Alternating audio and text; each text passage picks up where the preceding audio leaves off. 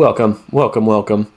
Today we are talking about 10, plus some honorable mentions, but 10 fantasy football players that are taking a little tumble down my fantasy rankings because of whether it's injuries, drama / rumors, training camp, and preseason games. So, let's just get right into it. Number 1 is going to be Terry McLaurin. I think the first few should be fairly obvious, but they are also very important, so listen up.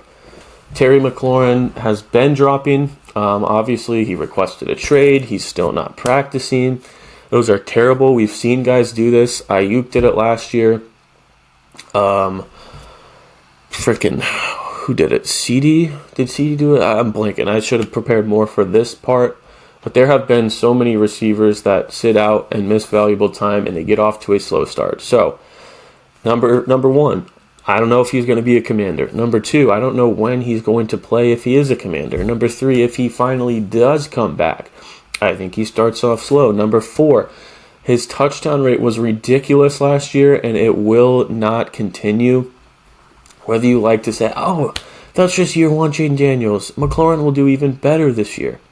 It's pretty easy to just say, but when you look at the historical data, 13 touchdowns compared to him never having more than 7 before.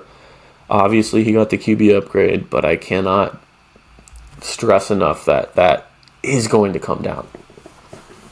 So there's just a lot of negatives there, and until he drops to like the late wide receiver 20s, where maybe it's worth taking a shot on, I'm out on him.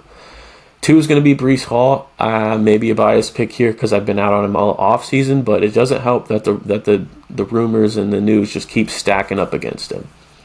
I haven't been in on it because this is a bottom 5 offense.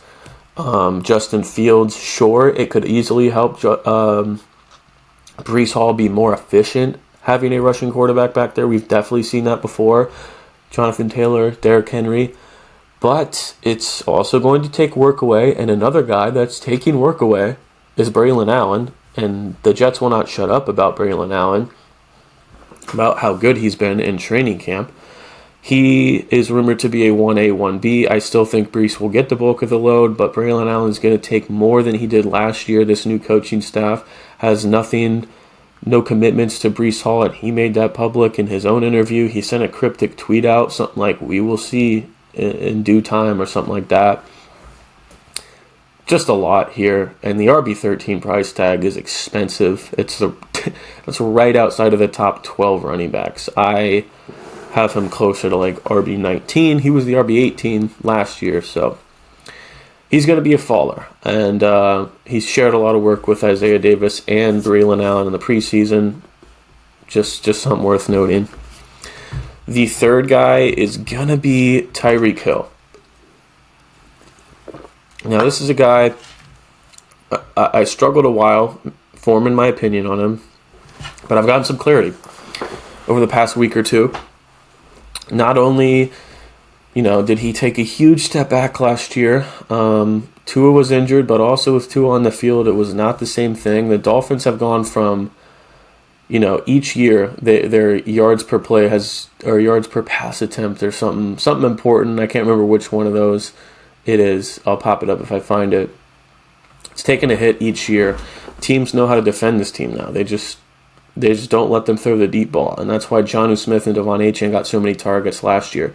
Jalen Waddle is looking like the wide receiver 1 in training camp. And I'll pop up this tweet from Adam Koffler, which I didn't even mention. Tyreek Hill now has an oblique injury. So let me get this straight. Oblique injury, Tua hates him. There's been a lot of drama on Tua and Tyreek trying to fix their relationship. Mike McDaniel hates him. There's been unexcused absences. He's showing up late to training camp. He's getting injured. He's just like, I'm not going to say he's Antonio Brown, but I think we all know he's an odd guy that just kind of does what he wants. And that's just not something to look forward to in my wide receiver 12, which is about his current ADP, wide receiver 13, something like that. And all that paired with him showing signs of hitting that age cliff and the Jalen Waddle hype, count me out on that one. Let's see. Number 5 is going to be Chris Godwin. Unless he drops to the very late wide receiver 40s, close to wide receiver 50. I won't be taking much of him.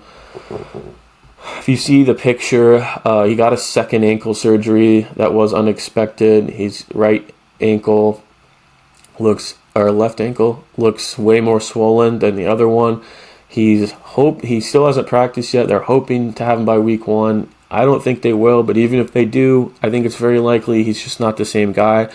Paired with all this Emeka Egbuka hype and Mike Evans still being there and Bucky Irving being a freaking monster, I don't know if Chris Godwin, A, is going to be the same, and B, he's going to get the same type of targets here.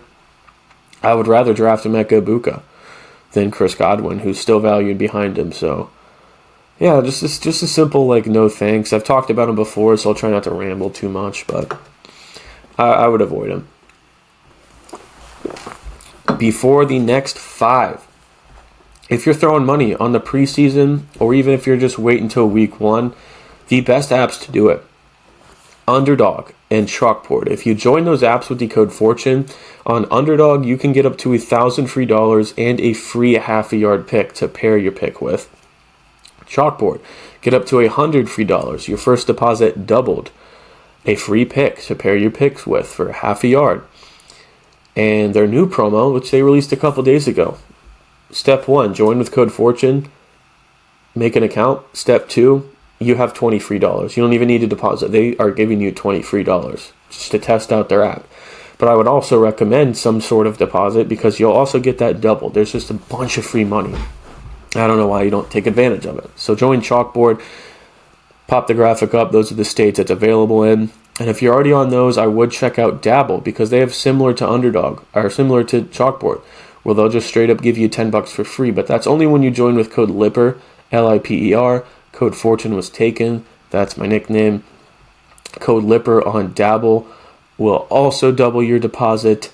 And their prop lines are significantly different. If you're a season-long prop bettor, if you compare their lines to other sports books or Underdog or, not all apps have these season-long props out, but I have a chart in my fantasy draft guide, which is linked down below. You can see the differences just between Dabble and Underdog. There's 25 to 50-yard differences for a lot of these players. So if you have a certain opinion on a higher than or a lower than on a certain player, I'd make sure to check out Dabble and see if you can get a 50-yard difference on that, which I will be posting my prop video here soon and talking more about that.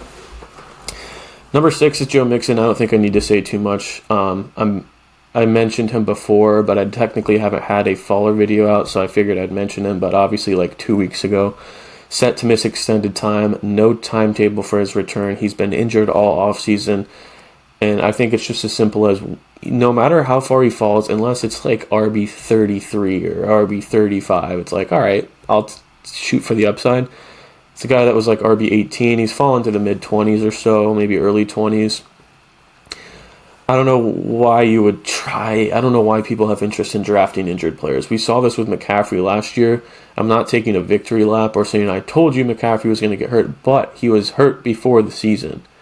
And he was the number 1 overall pick. So that was another thing where I said, hey, if he drops to the end of the first round or some crazy shit, maybe I'll consider it. But at the number 1 overall pick, I would way rather take a safer pick than a guy that's already injured. That didn't go well. I don't know if Mixon's situation will be the same, but without the clarity right now, stay away.